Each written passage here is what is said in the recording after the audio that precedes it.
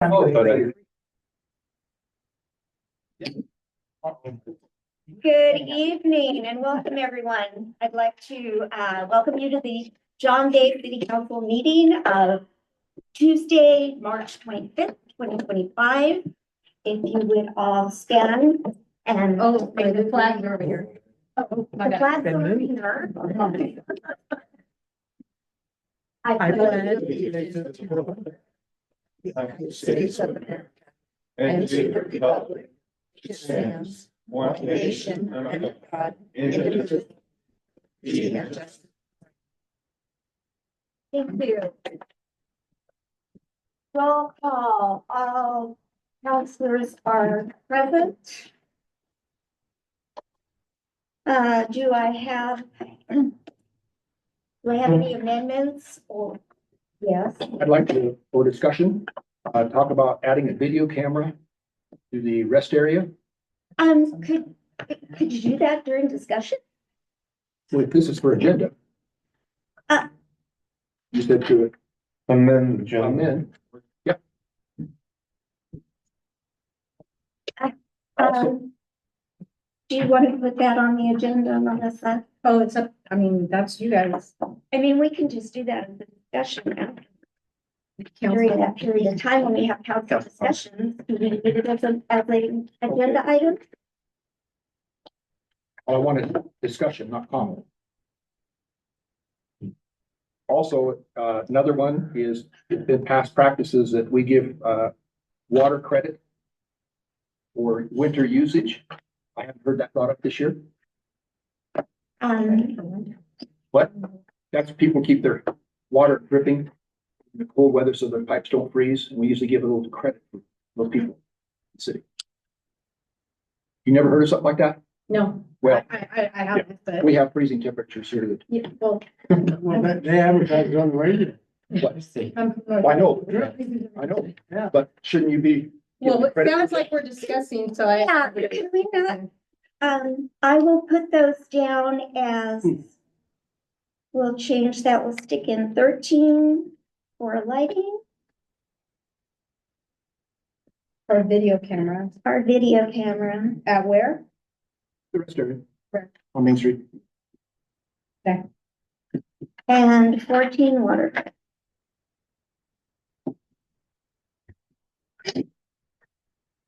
Which moves 13, 14, and 15 down to 15, 16, and 17. Yeah, okay. All right. Are there any other additions to the? You should take a motion. He moved, so you should second and approve it. To add him? No, to add him. Yeah, the motion to add him. Or do they have?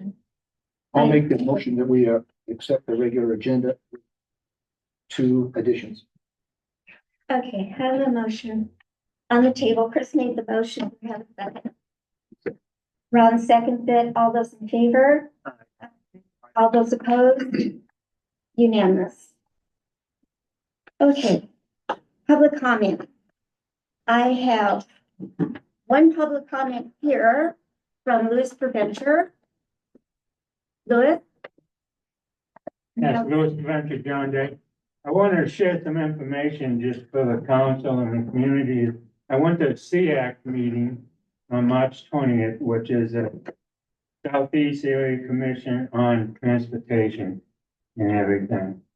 You know, and ODOT right now has received over 30 permits for mega loads to come down 395. You know, normally they get 1 to 2 a year. You know, but they're looking at 30 permits right now and they're getting more. And they're gonna travel Highway 395 into John Day. And some of them are gonna go to Ontario and some of them are going down to McDermott. You know, and they're gonna start this spring and we're looking at permits have been related to energy projects, and those trips are gonna be going to Ontario. And then the mining project, and they're expecting over 150 plus loads coming over 395 through John Day, starting this spring, early summer. You know, and it could be looking like at Star Ridge area, you know, possibly shutting the highway down like in 2 hour increments, you know? So people just need to be aware of that coming up, you know.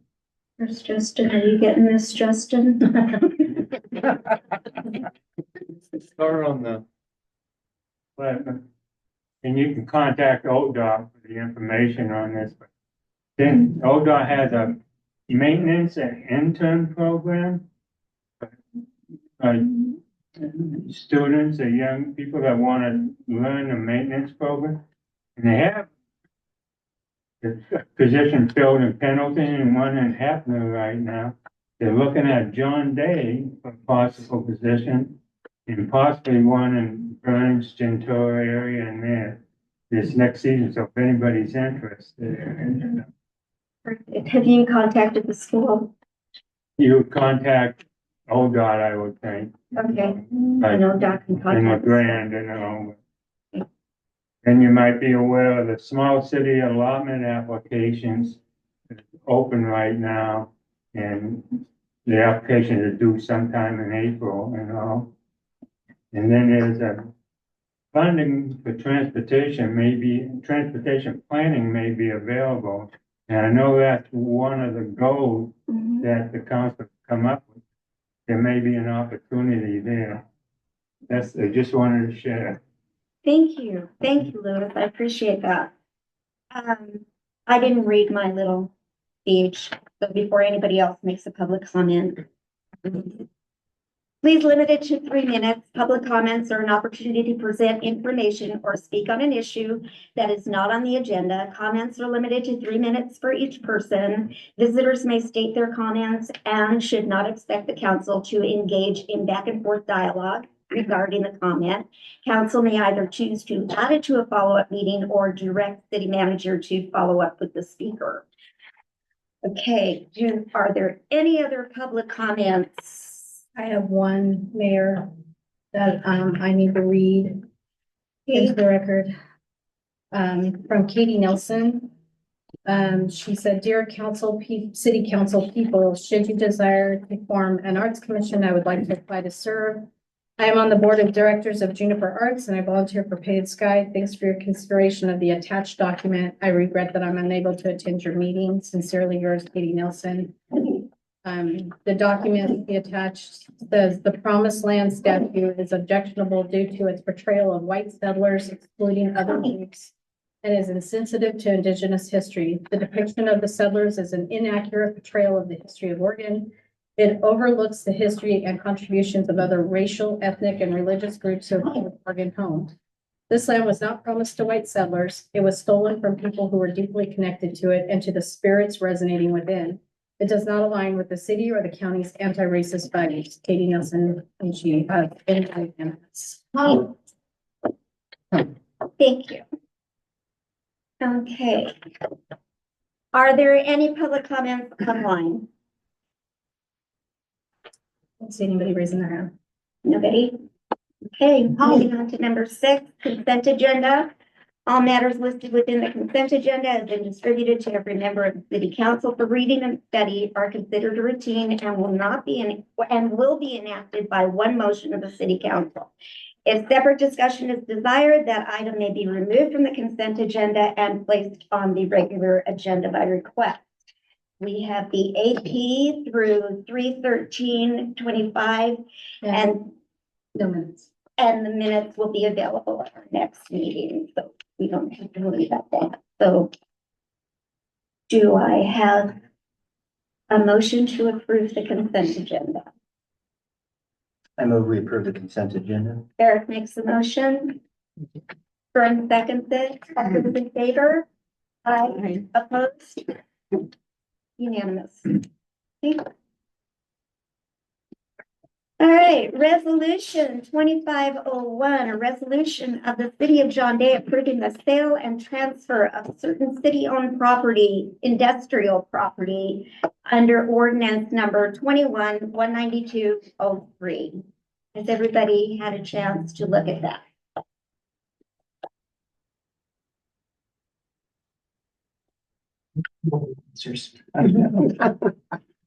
Yep. Is this the time to ask If there questions? any, yes, if there are any questions. I can give some back. if anyone. Okay, do you want to do that first? I can. So this is piece of industrial property that the city council, for some of the newer ones may not know, were approached by individual who has a grant to construct a processing plant, USDA certified plant. And we council agreed tentatively to allow him to purchase 25 acres of that industrial land. He is required to put in infrastructure, power, sewer, water. And this is the resolution that allows us to transfer that property. You will get a sale agreement at your next meeting. And then, of course, there'll be a follow-up partition and development agreement. So this is the first step. Okay, you answered one of my questions. Okay. The question that I had was how many acres was he wanted to buy? And you said 25. Approximately 24. Okay, and the other question I had is, it looked like there was an amount per acre Yes. specified. Yes. When was that specified, and do you think it's current with the values in our community? It is based on an assessor evaluation. It's not based on a market rate evaluation. You'll get that with your sale agreement. The city council is selling him probably at a lower rate, but he does have to put in about $50,000 worth of infrastructure. Well, probably more than that by the time he's done. So, and then we have to go through partition. So it's comparable to getting that property onto our tax Mhm. bill, and then also getting him a viable business going that's going to help the community. So it's an economic transfer. Sounds good. Thank you. Brad, did you have something? Well, it said in the resolution that it's approximately 41 acres. Is that without the partition? Correct. Yeah, so when we do the partition, he'll purchase the 24.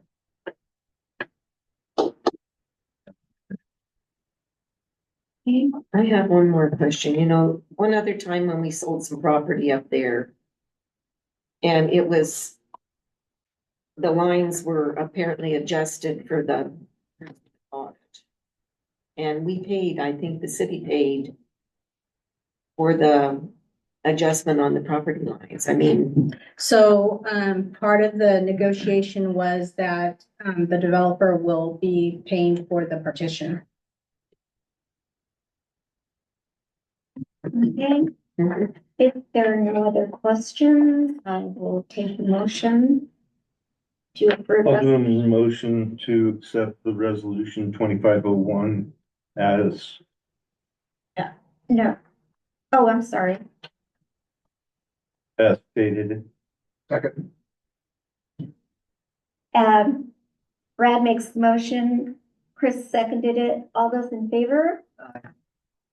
Opposed? Unanimous. Okay, moving on. Okay, discussion and or approval of a strategic planning work. So Mayor, if you'll remember, this has been on your agenda a couple times with some firms. You had asked that we go back and try to have them submit with a little bit more community engagement in person. And so meanwhile, a third firm, if you'll remember, LOC had put out this consortium.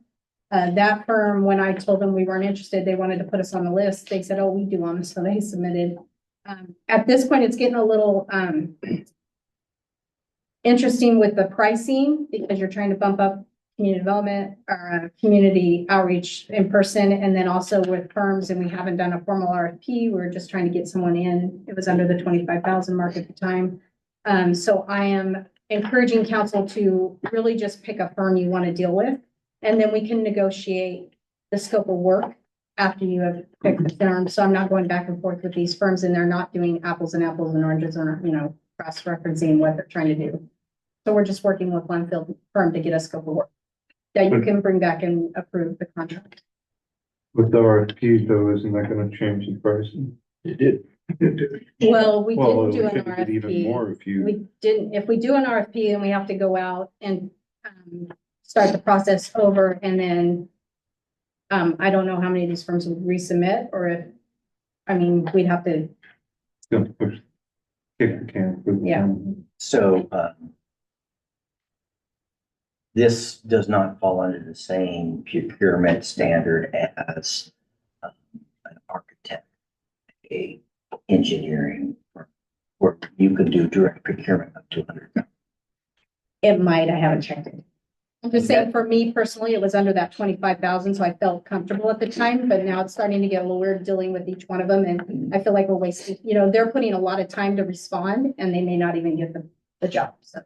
It gets kind of, And I think once you select it, there is an amount. Yeah. I don't know what it is off the top of my head from I the think it's 25,000. 150 If you select and then you have a change in scope, change order, they can go beyond that 25,000 only to a certain. item. Sometimes just to get the ball rolling, you have a broad scope. You select the company you want to work with. And you can narrow the scope down. The price might go over. And that's why they use that flexibility in the statute. But the direct procurement is the quickest way to select a firm. You would take a minimum. Like Melissa said, you're probably not going to get a response from one or more of the people who are. So. I will tell you, the prices are pretty set in there. I mean, there might be some difference. But I think Jensen for one, theirs is pretty set. The new one. They, they have gone up since the last, I'm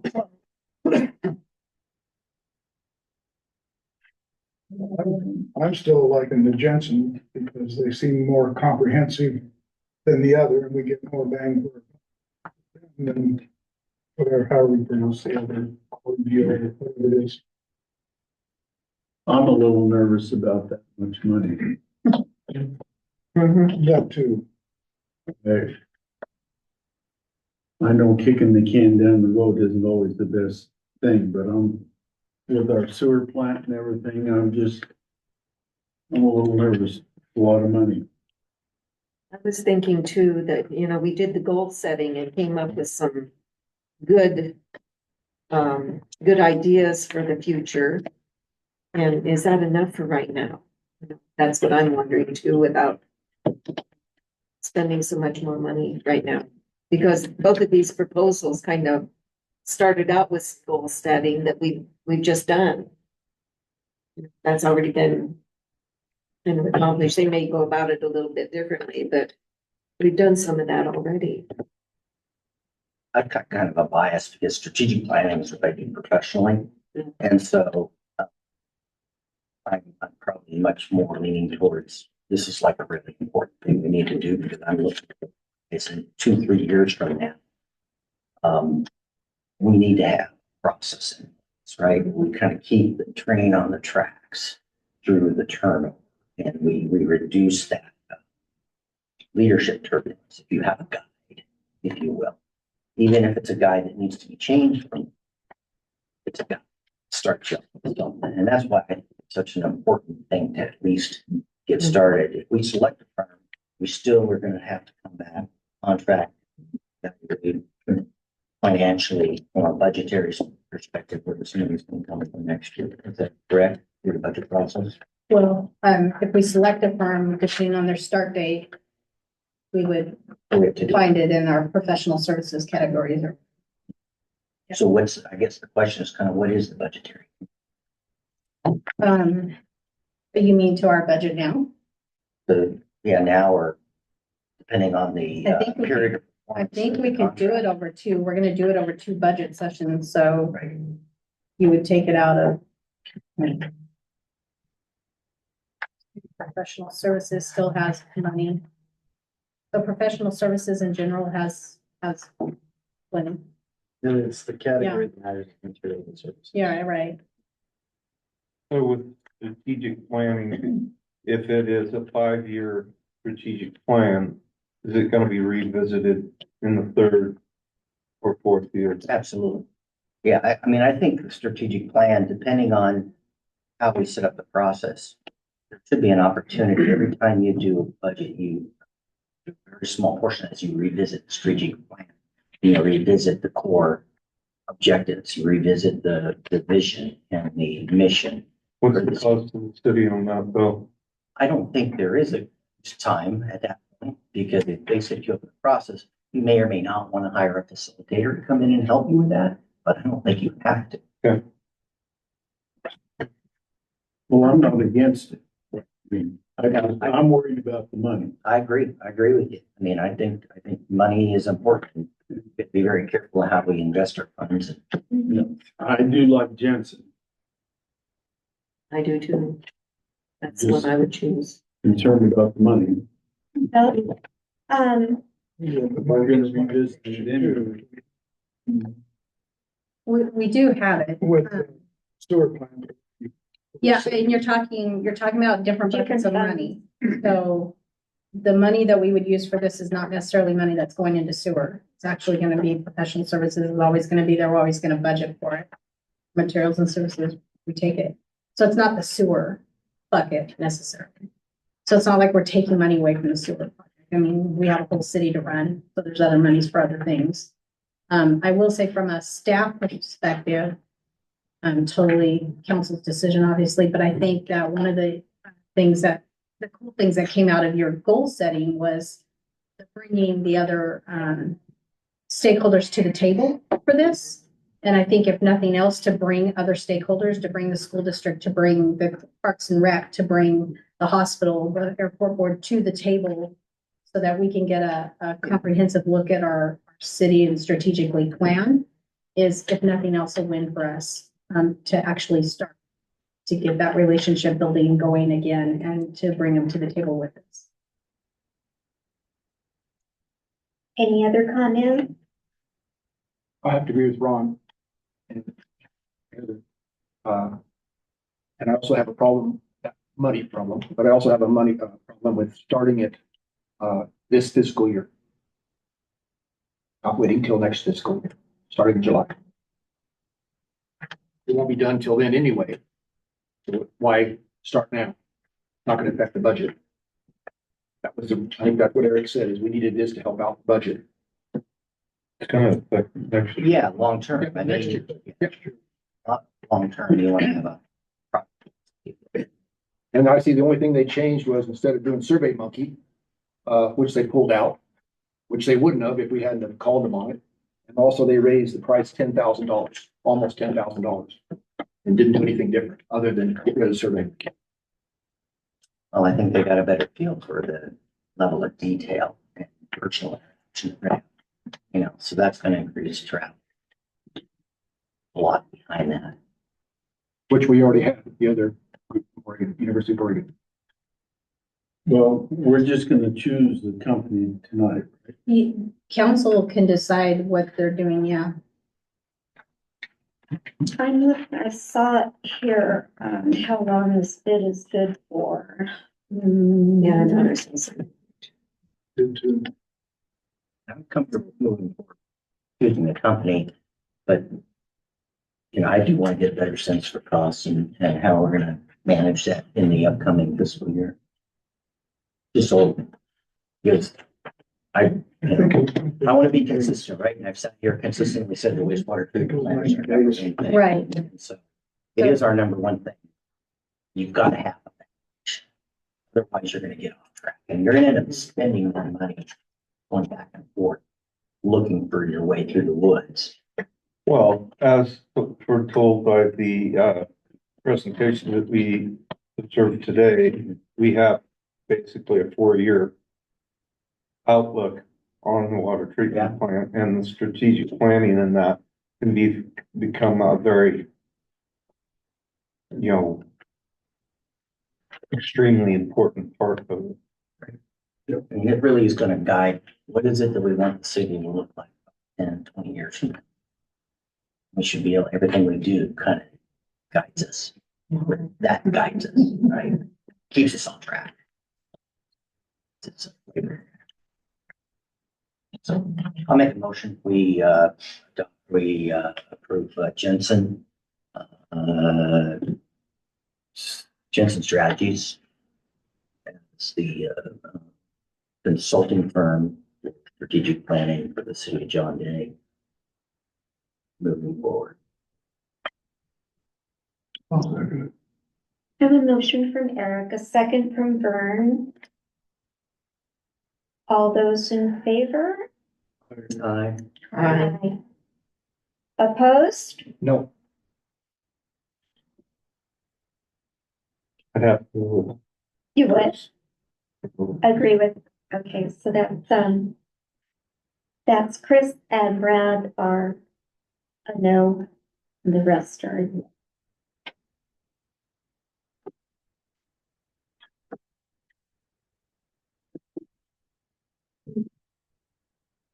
Thank you. Okay, that one's down. Fine. I I'm will. gonna talk about money. Yeah. So what a difference a month makes. I think I said last time we were getting a little tight. We had about 600,000 in the bank. I don't know, I couldn't pull the magic lever, but Oregon started reimbursing the costs and now we're back up to about 1.3 million. So pretty significant change. It's positive. That's not in your financial report, that's just anecdotal. Okay, so you were 3/4 of the way through the year.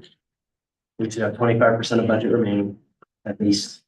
And you're gonna be hard pressed to find any there, except for a handful of categories we'll talk about that are over that 25% or less than 25% remaining. As we look at administrative, we don't have a lot of costs going out the door. We budgeted pretty high. Expenditures in the past have been higher, so these weren't unreasonable. We budgeted for them based on historic. We kind of winded down some of the things the city is doing, and staffing's decreased and things like that. And so we're just not spending the money where we had historically. So you can see we've got huge budget left over. Which I didn't interject in the last conversation, but that's where that would come out is materials and services administrative is where that would be found. If you're going to be planning, you've got 202,000 to make it 3 months this year. Fire department looks fine. Same thing. Street fund, we're actually very high on revenues in street fund, which we talked about previously. That's due to the Grant County Forest receipts. And then you can see on the expenditure side, we still have more than 25% remaining everywhere. IT fund, we gotta sell those buildings. I don't know what else to tell you. It's, and the longer we hold them, we're increasing costs. We had budgeted for holding them 3 months. We now have 3 months left in the fiscal year. That's where we're at on those. That's why your costs are over on materials and services. That's why we don't have any revenue in that fund. Okay, debt service. Those are pretty well targeted. It's going to end up right down to zero because we know what those amounts are going to be. Community development fund, again, well, we have lots left over. The debt service is targeted again. We know what the payment is, and so your $200 variance isn't going to change between now and the end of the year. Motor pool fund, got lots left. It's just kind of I feel like a broken record here, but Is that reflective of the sorry? Well, we haven't incurred any cost yet. This is for February. And we will report any costs that are incurred. But you have $40,000 in materials and services. If it qualifies for capital outlay, you have 23. So we just have to have that conversation when it gets to that. Unpaid comp, that's the one that's approaching 25% remaining.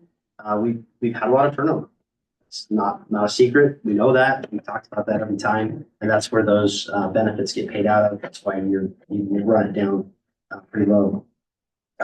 Water fund, same thing. We've got, revenues looking really solid, heading toward the end of the year. And you've got no expenditures even coming close to that 25% remaining. Sewer fund revenues include vast amounts of grants, and so you can't really rely on the revenue side in terms of percent remaining. We did get a lot of reimbursements in March, And that's what I was referring to when I talked about our cash balances going back up, but that's not reflected in this report at this juncture. And then, same with materials and services. That's the only one that's even close. And you're still quite a ways, 190,000 to make it 3 months in sewer on materials and services. Urban Renewal Agency, you can see that the property taxes are coming in there. So we've got almost 100,000 in property tax revenue, which is solid. And then we've got 34,000 remaining to pay incentives or other costs that we've incurred there. Any questions on the appropriations? So I've said, go ahead. I was just gonna comment on the unfunded line. Typically, it's an unfunded liability through comp time. Yeah. And it's based on what I'm hearing you, just correct me if I'm wrong, but it sounds like we budgeted for the comp time. That's how it's been historically done. And that's good because I know a lot of cities don't do that. Yeah. And they just accept it at unfunded liability like people. Oh, yeah. And so I kind of wanted to point that out. It's a strength in our current budget. We will keep that going next year.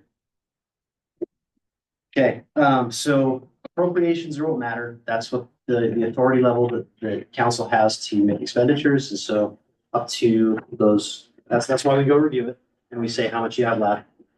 These items were a request to have details of these. These are not an appropriations level. So if you've overexpended it, you haven't actually violated anything except the plan, which is what our plan was. All of these items, legal and professional services, are included in materials and services for the appropriate fund. So we'll just go through that there. You know, we've spent a lot more on legal and professional services than we expected. I'm not going to hide anything here.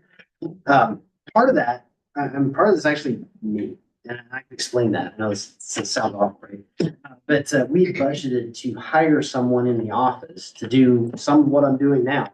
We don't have anybody in the office right now to do what I'm doing. So that's a huge, not a huge, but it's a big part of why. I mean, you can look at water and sewer, and those have me in them. General fund has me in it. IT fund is not me, so that's not my fault. I think we're over on IT. But we do have, I'm just trying to point out why plans change. We're saving money in salaries, but you're paying more in personnel service or professional services. So that's just an example that I can use myself. And then we've got Urban Renewal Agency is way over on legal. And then on the legal side, the Water and Sewer Fund had union negotiations. That's where the bulk of that hit in there. So, yeah. Any questions on those expenditures? We got 4 months left. We've been averaging a little over $10,000 a month. Yeah. So another 40,000. What do you anticipate getting that money from? Well, yeah, as you've seen in the appropriations, we've underexpended in almost every other category. Okay, and again, I have no problem with using legal, as long as we're using appropriate. If we had somebody on staff, that's enough. You want to work it for us again next year? I don't know what else we're gonna do, so we'll just figure out how that works. Okay. But anyway, yeah, any questions? Thanks, Rob. Yes, Thank you. Thank you, Rob. Okay, wastewater plant presentation. We have with us tonight Nick Takati, who you all know. And there's a few people with us that you may not know. Jim Peck from Keller Engineering is here. Dean, Nate, and Lauren from Kennedy Jenks are here. And they're going to give us a rundown on what we're in for. See, I'll start off just with our normal sewer and grant overview, just to give you guys some background. Then I'll turn it over to the stars of the show because you guys get to hear from me all the time and not from the engineers though. So wanted to make a note. I made a couple typos here, and I'll correct those right off the bat. I mixed up our high notes in task 2. I mixed up the amount we asked from the feds and from the state. should be, transpose that, should be 10 million state, 5 million federal. And then all the way down to the bottom of the first page, about the Oregon Water Wastewater Financing Program. It should be a $750,000 grant, which is what I have, and a $1,750,000. I just wanted to catch those before Eric caught them and asked me why my numbers. So to give you a background on just where everything's at, we're mostly focused on design engineering and construction funding. So that's what Melissa and I are spending most of our time strategizing. We've put in 3 different funding applications just in the last 2 months. So as we discussed, I think it was maybe in December, about the loan, the larger loan that we were gonna. So that was how we were gonna jettison USDA and just go with the DEQ Clean Water State Revolving Fund. So we have that application in. It's been in for a little over a month now. I asked them for an update this morning, and they said their folks are still looking it over. So there's no update, but there was no indication that it wouldn't be accepted and funded.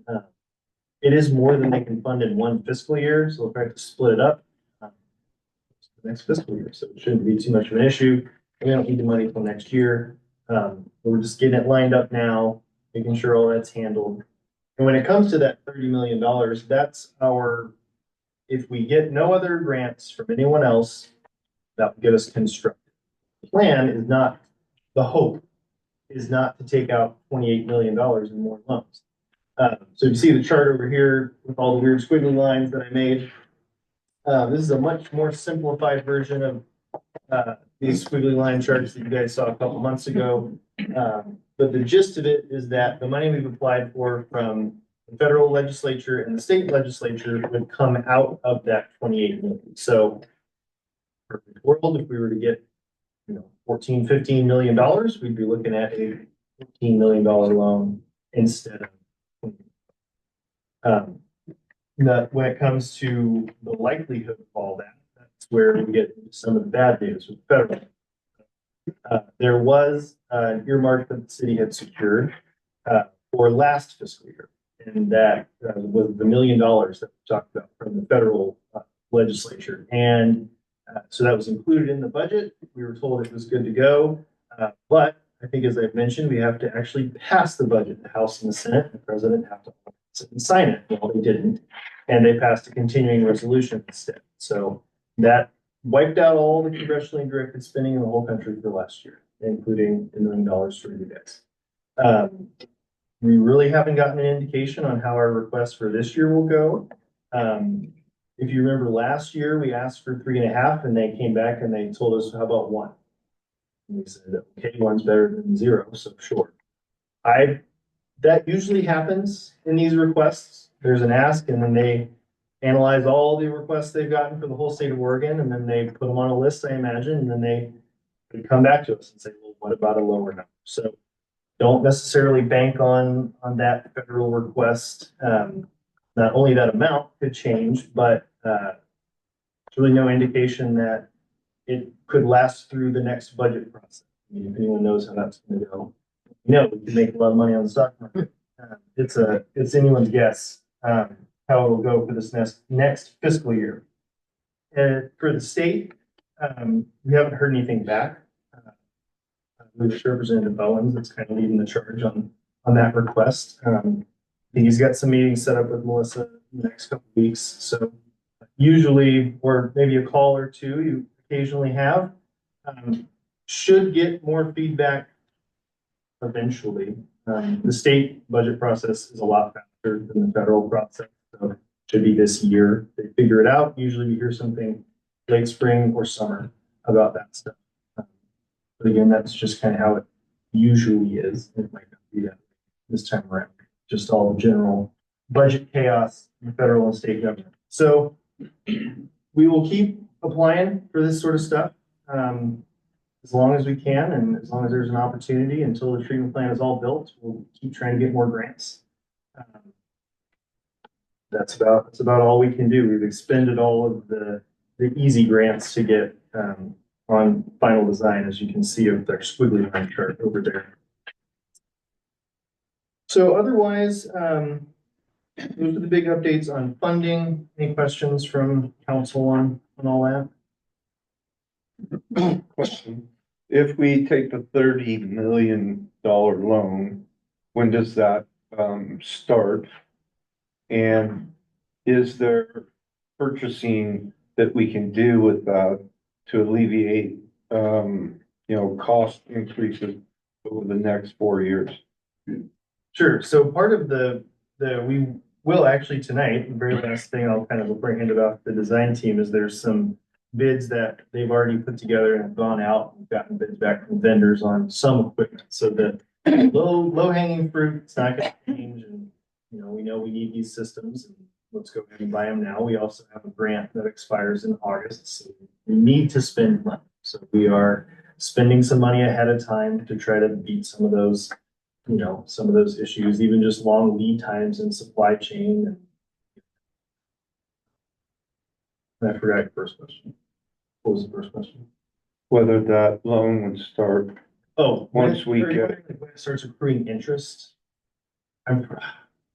Steve Donovan had a much more detailed explanation. I think it starts to accrue as you draw it down, and then there's a lump payment that's due when you finish construction to basically catch up on all that. And he forecasted and trended that payment into the way that he set up the numbers. Because he said that's something that a lot of cities run into. They don't plan for that, first payment.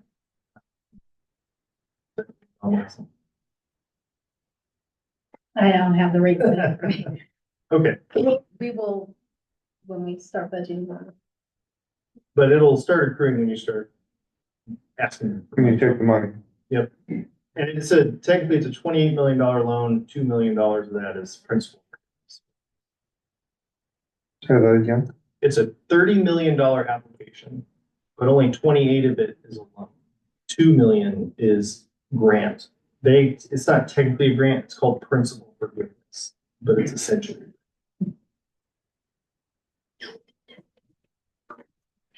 Told you I'd have one question. Right, so yeah, then I'll just turn it over to the design team to talk about what they've been up to. They can answer your questions or.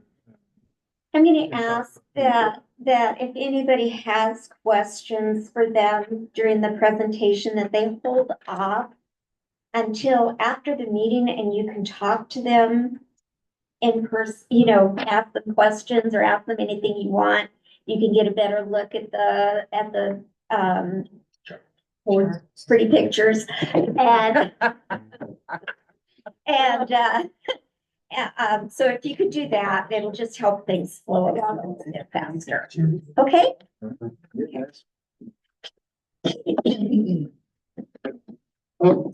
I'm Jim Paxton, the principal engineer for the project, and kind of a quick update. Obviously, we wanted to make sure you guys kind of understood we don't want to focus too much on past outside of understanding where we are now, where we're getting to. And also a big point is every day we're working with Melissa and folks from the city and public works agency trying to find every angle we can to make it cheaper. And I just want to make that very clear is we're bouncing ideas and it goes from pretty radical to pretty good ideas. And what's in front of you is some of the better ideas and getting ahead of some pricing. Right? And trying to make sure we maximize grant monies for you guys that don't turn into the loan side. And that's part of what you have in front of you tonight and just trying to keep a step ahead. The other aspect here Nate's going to show you is we have a 3D kind of a fly through of the plant where what it looks like in the current model today. We're in the 30% design stage. We're really starting to hit the run on where we're really going to start moving between 30, 60, and 90 faster. And so we've just submitted we'll be submitting this week, what's called the basis of design report to the EQ, which basically becomes the template of all the answers. Why did you use, why are you treating X amount? What methodologies? How are you going to meet the effluent permit? All those answers are in a detailed report. that go to DEQ and really becomes kind of the Bible of why we're doing this and why it's designed this way. So city will have a copy of that report, but it really becomes the basis, what it's called, basis of design. So that's kind of where we're at. I'll kind of leave the specific questions for folks so we don't take up a lot of time here in the council meeting, but I'll let Nate play this real quick and let's just take a look. Hey. Thanks, Jim. So remind everyone, this is, early stage design, representative of what you're gonna end up with. It's by no means complete or perfect, but Jim's right. We make decisions every day to try to save you guys. And we know that there's been a lot of different iterations of this, and a lot of different systems and designs that, you've heard about before. And I'll kind of talk over this as you watch it and try to explain like what's different and maybe some of the things that are driving to help you understand. And again, happy to answer any questions. Those are not pools. Usually not. Not the big swinging little guys. Don't think I'll be diving into that. So one of the things that we've done from like an earlier design is try to consolidate the number of buildings and reduce those. Previously, there were 5 or 6 buildings on this site, and now we're down to just the main treatment facility and 2 other buildings. The whole treatment process kind of starts here where the city's sewer gets all combined into one pipe and enters the plant here in what we call the influent pump station. And so it's underground. The sewer's 10, 12 feet down. And one of the kind of tenets of wastewater treatment is you want to try to flow through the treatment process by ground. So the water comes into this pump station, gets collected, and then pumped up to start the treatments.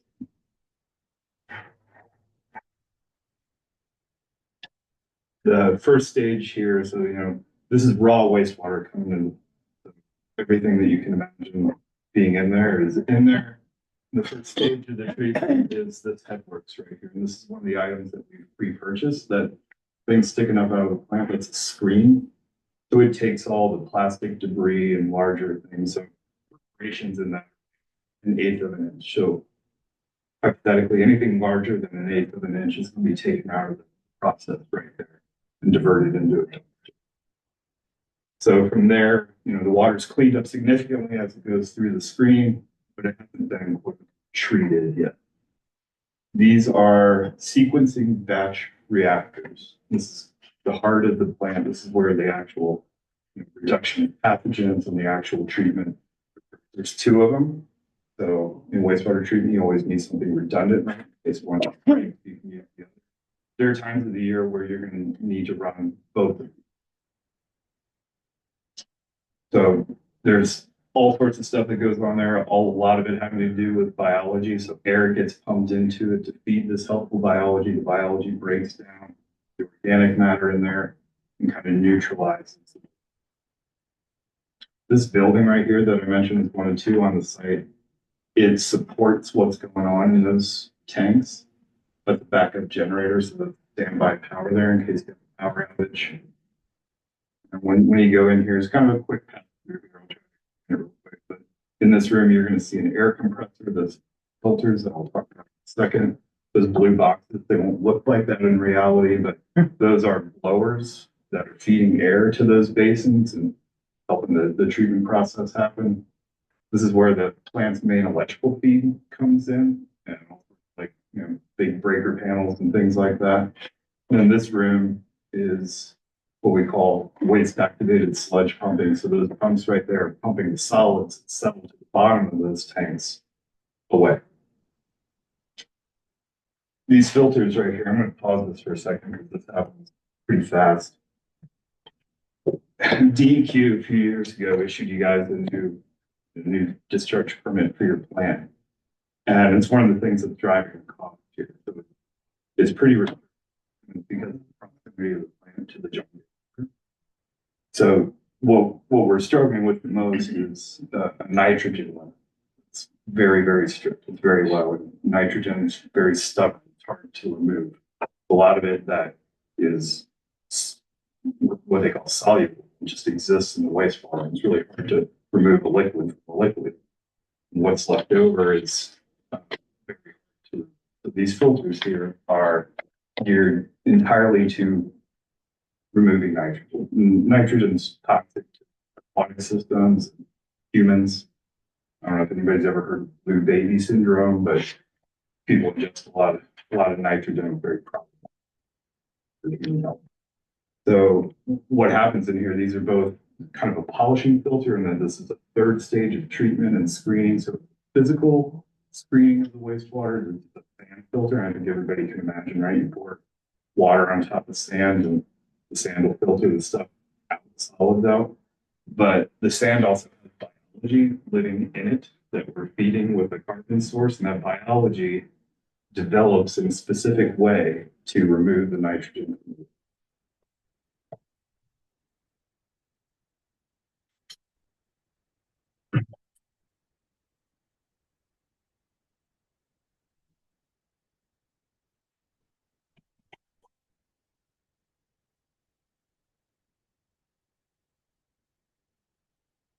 Last building that we're going to go into here in a second, we've combined multi-purposes into this. So on the right end there is UV disinfection equipment. And that's another thing that we've purchased early, and you guys are going to go to approve today.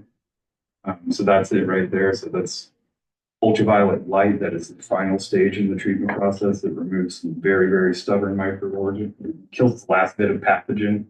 This is the laboratory that's required to test the wastewater, and then there was a little maintenance shop in the middle of it, because standing here anymore, but stuff breaks and you got to work on it.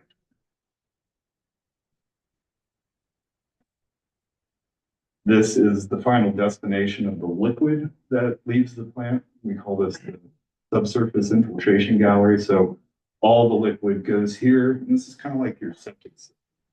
Anybody's got septic here. So water leaves the plant, spreads out in those chambers, and percolates into the ground. So it's treated very much better than. Yeah. And this lagoon over here is, remember I mentioned that the solids are being pumped out of those tanks, so they're continuously being pumped out. They settle to the bottom and get pumped over to this lagoon. I'm going to pause it here for a second. So there's a variety of ways to handle solids in the treatment plant. And what was initially proposed was a very power and mechanically intensive process to dewater solids, and then you've got to store them and dry them, and you still have to get rid of them. This is a cheaper, less demanding way to do this. This is the most cost-effective way to handle solids at a treatment plant. And it's fairly hands-off. They'll get pumped here, they settle to the bottom, and I'm going to tell you 15 years, hopefully it ends up being a lot longer than that. You mobilize a dredge out there, the dredge sucks the solids up off the bottom, you put it in a tanker truck, and you can either landfill it, or if it's high enough quality, it can sometimes be land applied to grow the ground. And this serves two purposes. So when we were thinking about doing this and considering this as an alternative, one of the pros to doing this, and again, all aimed at saving money, is that you guys, you may notice that you have like a spring runoff here, right? Where like, there's snowpack in the hills, and then it gets rained on during a warm period of time. And so there's maybe a week or two every year, and it may not be every year, that a lot of that water, believe it or not, even though it's on the surface, makes its way down to the treatment plant. And rather than design the whole treatment plant to accommodate that 1 week event, we decided instead to kind of cap the flow to the plant and use this lagoon during those high flow periods to direct wastewater there for storage. And then as the weather event recedes, we'll feed the water back into the plant and treat it. So this saved this made about 30% reduction in the capacity, which a lot of people.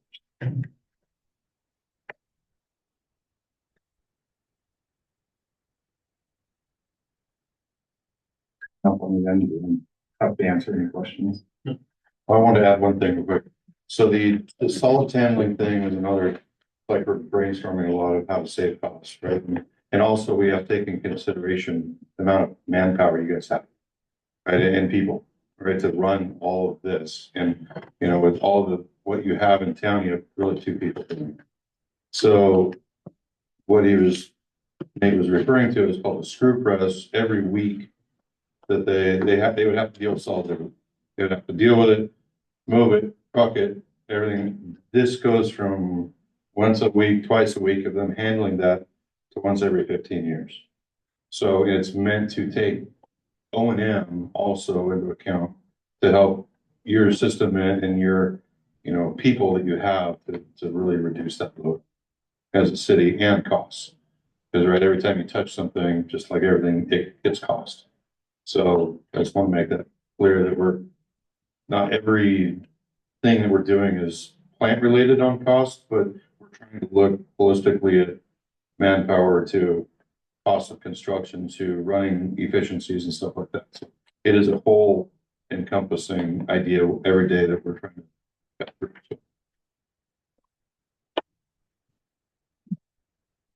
Hey, you can hand out the test papers now.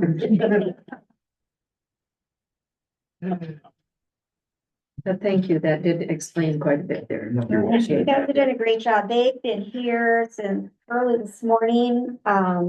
We've had people coming all day. They've done a great job. Thank you, guys. Appreciate Was it. there some solar panels also? Didn't we approve a solar panel grant somewhere? That was not feasible. It We've wasn't already feasible? talked about it. I thought we got the grant for No, we No. got a grant to do a a study. study. Okay. That's all we Yeah. did. Okay. Did you present this to the city of Canyon City, or the town of Canyon City? So they know what's gonna happen? We have not yet. We sent them, I actually sent their reporter the flyer, and she said she got it to let everybody know that they were gonna be here. So, Okay. I talked to one of our council this morning, said he was aware of what was going on up here. Trying to keep them informed. One question. So today we talked about the electricity going up extensively. What's the difference between the plant now and the plant that we're talking? We haven't gotten there yet. And part of the reason for that is we haven't got yet. We haven't, not. I think the narrow.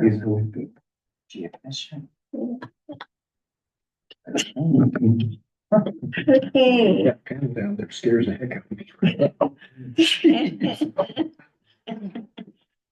So moving on, we have to approve an award of pre-purchase package for a UV disinfection system equipment to whatever their name is, Exelon? Xylem?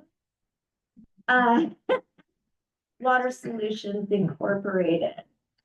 That's the first one. Do you guys want to explain what exactly that is so these people know what they're paying for? Yeah. Okay.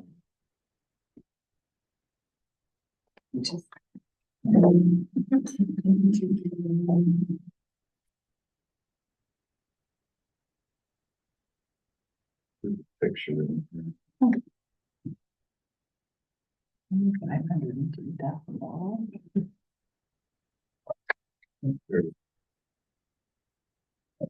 That's good. Yeah, looks like a time machine. So this was the last step of the treatment process that I mentioned, and it's responsible for killing some pathogens that have kind of a shell on them. UV light turns out there's basically 2 ways to do this. You can either hit them with chlorine or hit them with UV light. And this has become kind of this gold standard of, and then you shouldn't interpret that as expensive, but this is just the standard of wastewater treatment these days. Most anybody building a new plant is not putting chlorine in their plant, and a lot of that safety reasons, but there's also supply chain issues. And turns out that it's kind of a wash. So I'm here earlier today. So this equipment here, these tubes, all these wires are connected to bulbs. So you have 3 of these. 2 of them are what we call like duty, like they'll be in service, and a lot of time only 1 will be in service. But and then there's a standby, so the backup that I mentioned earlier. So what you're approving today is the purchase of 3 of these items. This was competitively bid, but admittedly, there was only 1 response to this RFP. And this is a well-known brand. Xylem makes, they've been in this industry for decades. We don't think that you have any reason to believe you're overpaying for this based on just getting 1 bid. There are a variety of reasons for this. Your plan is kind of on the smaller scale of wastewater treatment plants, despite the $30 million price tag, right?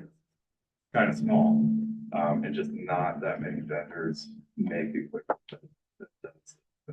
There's another UV type. There's another way to do this, which is more traditional, where we call this closed vessel, right? This is essentially enclosed in a pipe.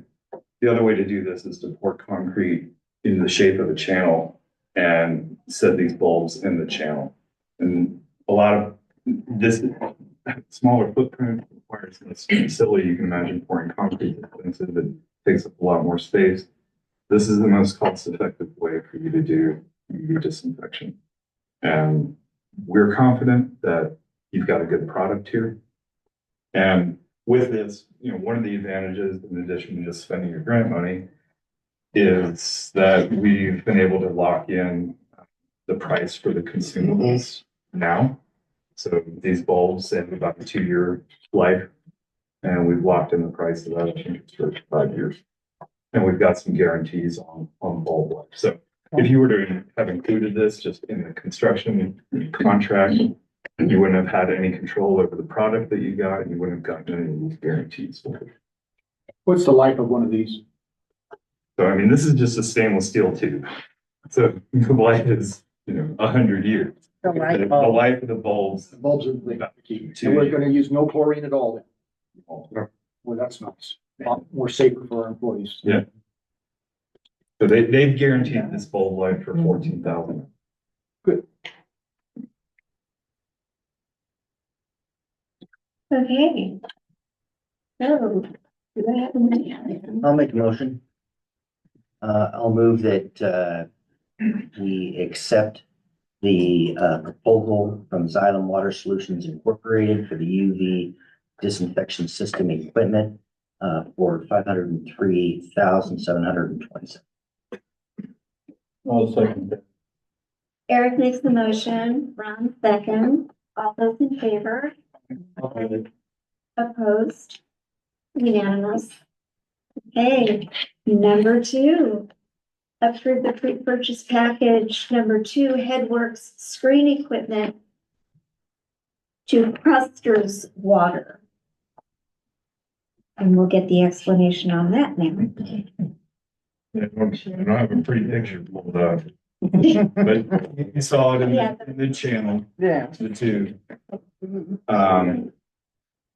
So similar deal. We did receive 2 proposals on this. And, you guys should understand that we weighted cost heavily in scoring. Same firm with 1 if cost was the only criteria, but we tried to consider things like, like we have here, project experience. The screen's going to live outdoors, and that isn't always the case. So we wanted to sign up with a company that has installations of screens like this outdoors in this region. I thought that was pretty important. And both of them checked the box. And we also tried to create a competitive edge with warranty they offered. They didn't, neither one chose to do that, but we would. Given us a longer warranty, neither one chose to do it. You got the lowest cost option. We're familiar with this company. They've been at it a long time. They have dozens and dozens of screens of this type installed in this country. And I think you're getting a good quality too. This is, the cost difference was not negligible, but not huge either. What does the PHF mean? Peak hour flow.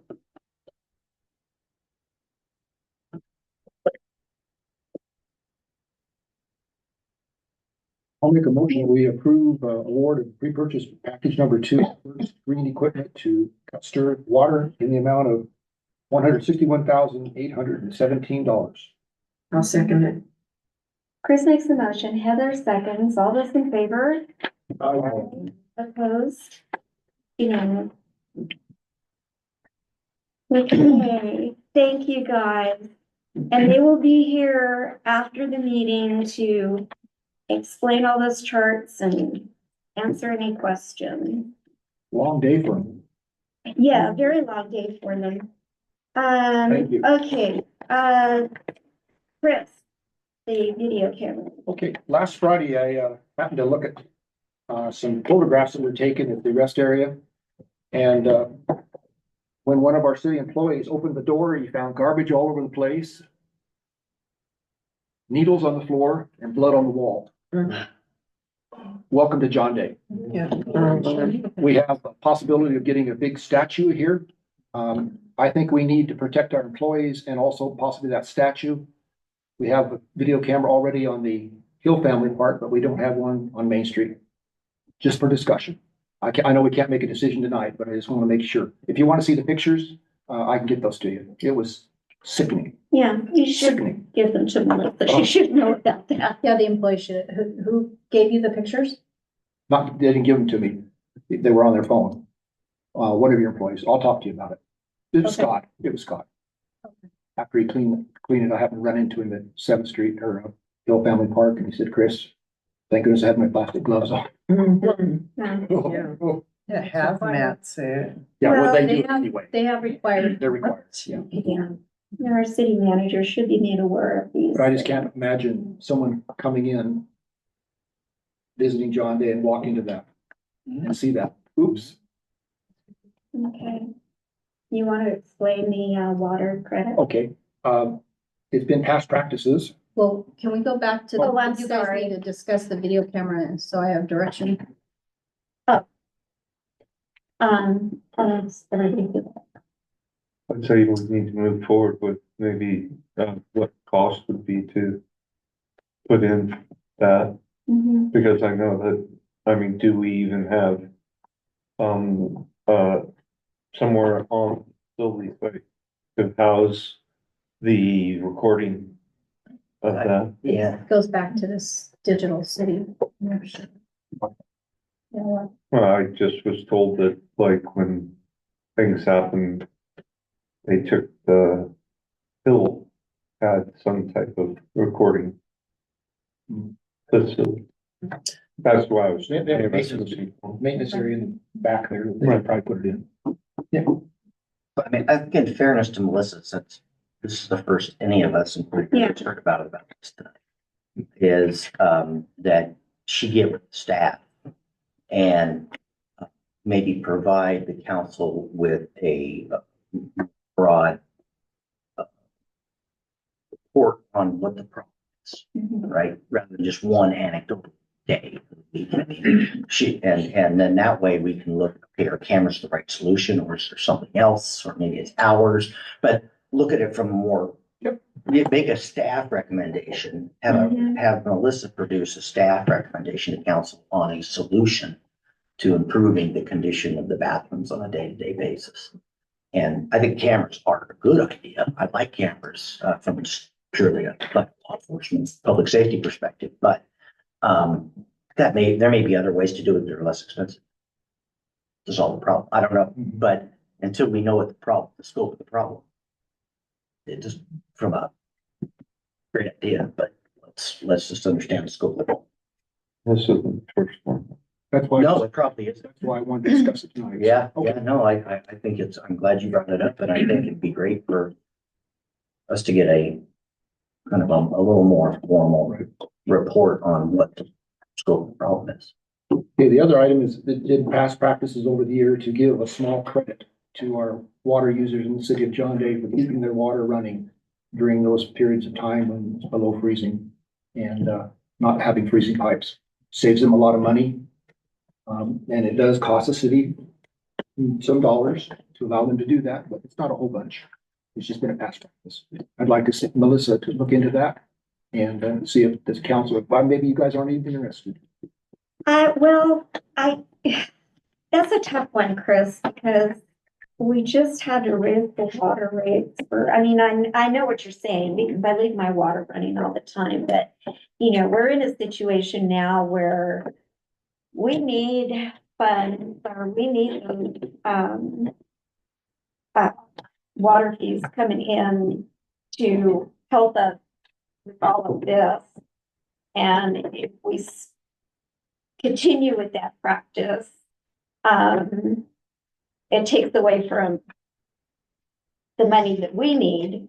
I mean, I understand. I totally understand. I'm on a fixed income too, and, the credit was a nice thing that, like you said, it's not that much. It is a lot cheaper than hiring a plumber to unfreeze your pipes, Right.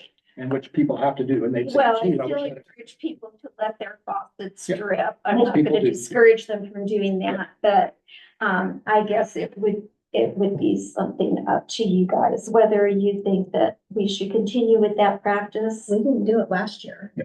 What's a thousand, or right now, what do they get? You get a base. A regular base, what's the base? 40? 4,000 gallons. So if you give them 500 gallons credit Well, during this time? I think, so there's a couple issues. Number one, I don't think we did it last year. In fact, I know, so when I got here, we weren't doing it. Mhm. The second issue is how do you distinguish who's letting their water run and then who's not? It's blanket. Well, and then the third issue is I know some federal funds don't let you subsidize your bills, so you can't give away your product if you're getting federal dollars. And I know that's Just for an issue. discussion, guys. I know, I'm just saying what I believe I've understood in the past. And in fact, the reality is, we're probably at budget time going to be bringing an ordinance to the council about snowbirds and making them pay the base rate even though they're gone because of that issue. Mhm. And so, I don't know. I don't have the answer. Council will have to make those decisions, but I do know that is an issue, I think. Just because we skipped it one year, it's been past practice for decades in this city.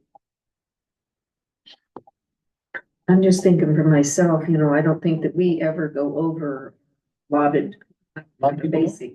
Yeah. In the winter, So, they don't. I'm wondering, Yep.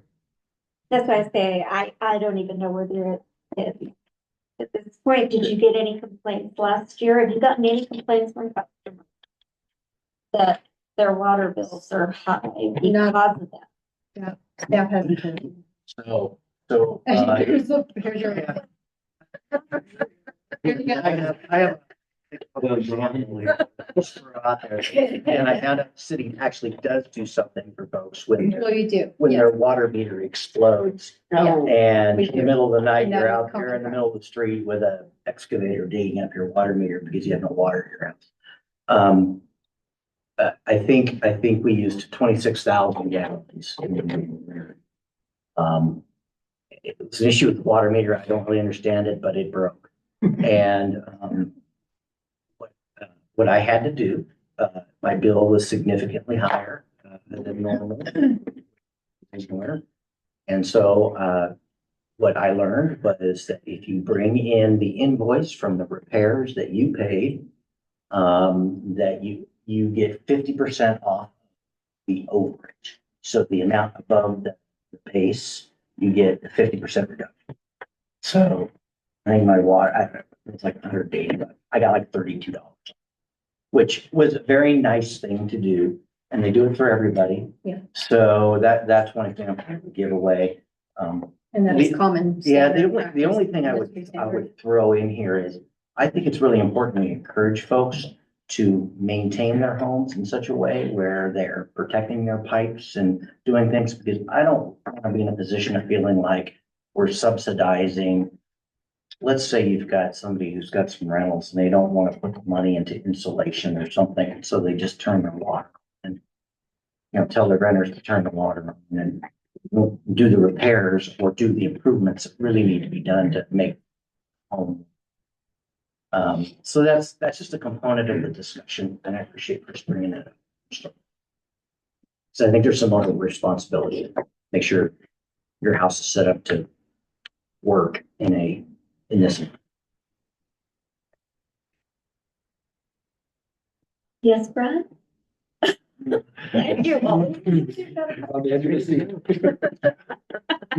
Does anybody else have any Who does- feelings or I'm from the comments on storytelling. this, or? I guess I'm just thinking it would be really hard to figure out who might be, Yeah. Going over or whatever. So, that would be a different one. And I hate to just give a blanket to everyone that is in the water, I don't know how they did it in the past, guys. I'll be honest.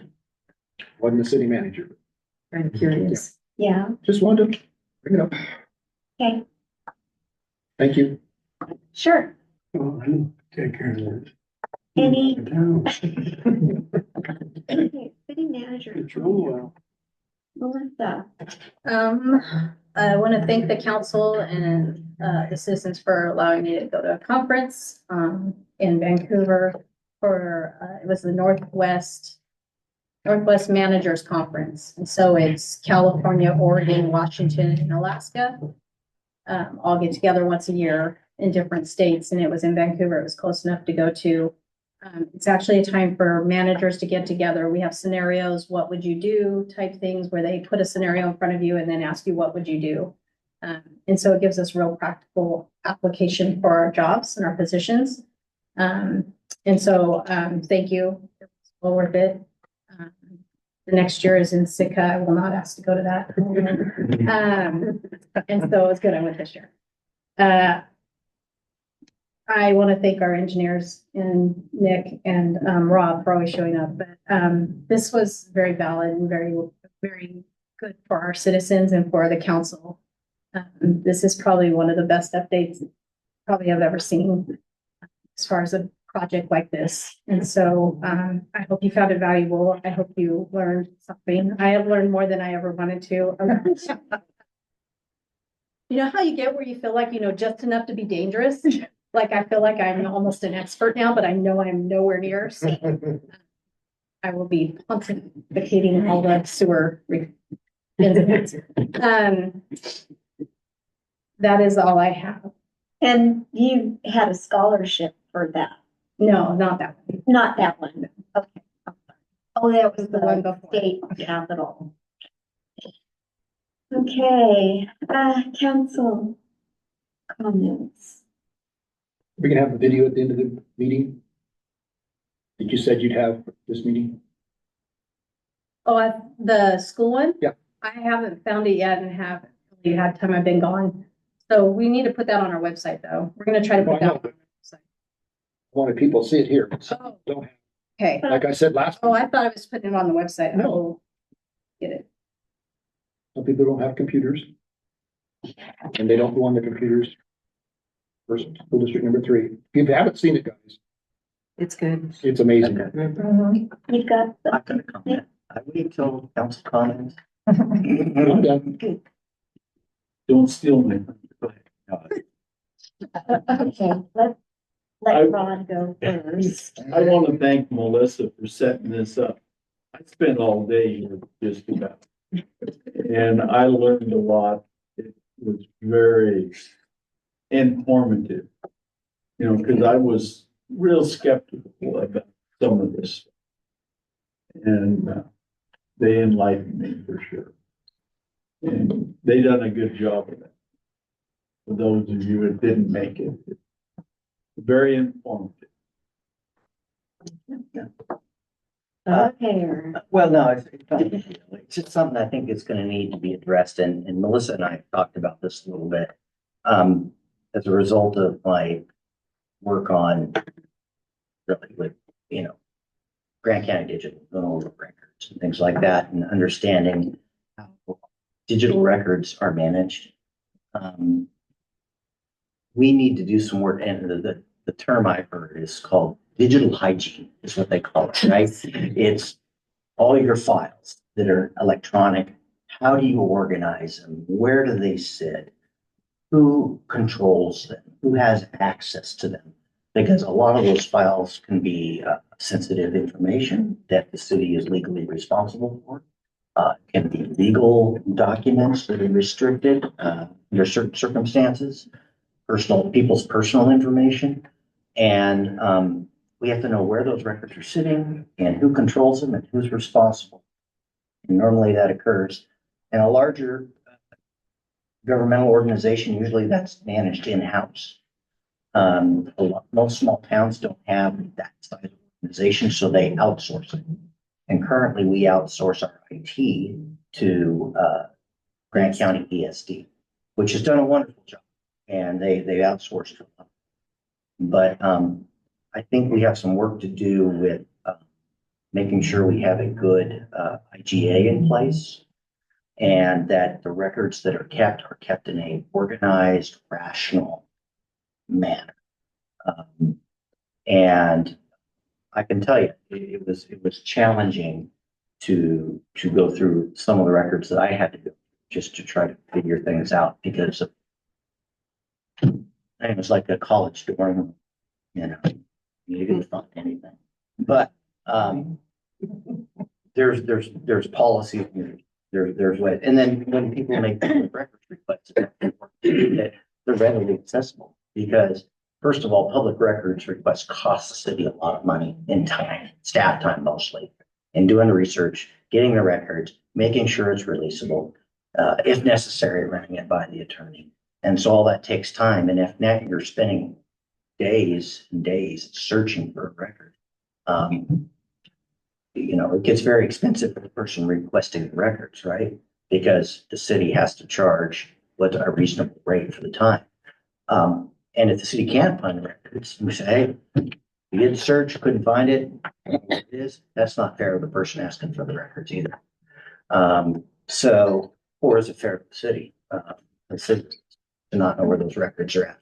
So just something I think if I was to give, in the future, maybe Melissa can take a look at our current agreement with ESD or lack thereof, and make sure that we've got the right agreements in place, and maybe consult with our, consult with our attorney and make sure that I'm sure there is a model agreement out there we can look at and make sure we've got a good one in place that she could potentially bring to the council. And maybe add some policy stuff in with that. But,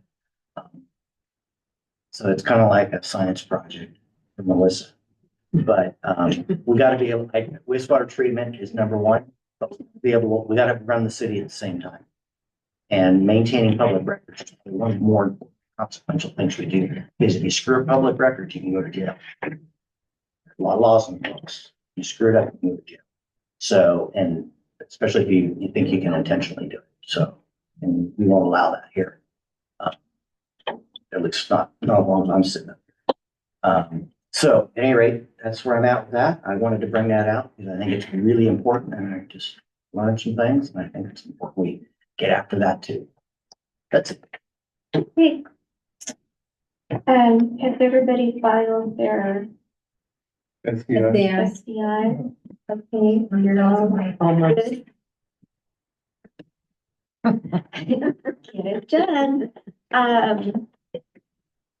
We went to Ron and I went to the public meeting law workshop in Baker last Thursday. It was very informative. We learned a lot. We're doing okay. We're really doing okay. Brad listened in. Heather, were you able to? No.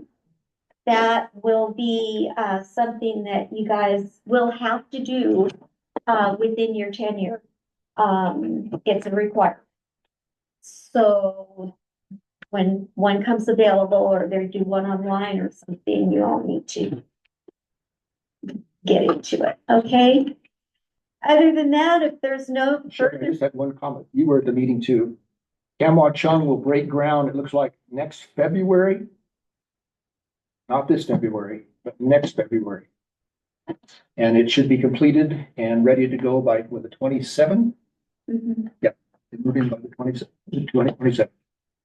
actually it was March, because they said that it would be breaking ground around this time, so.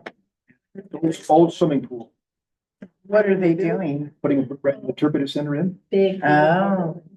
It's gorgeous. It's gonna Yeah. be really nice. They had an open house last week as well, so, I'd rather have the swimming pool, but. I know, Me too. Kamwa Chung is open this week. yeah.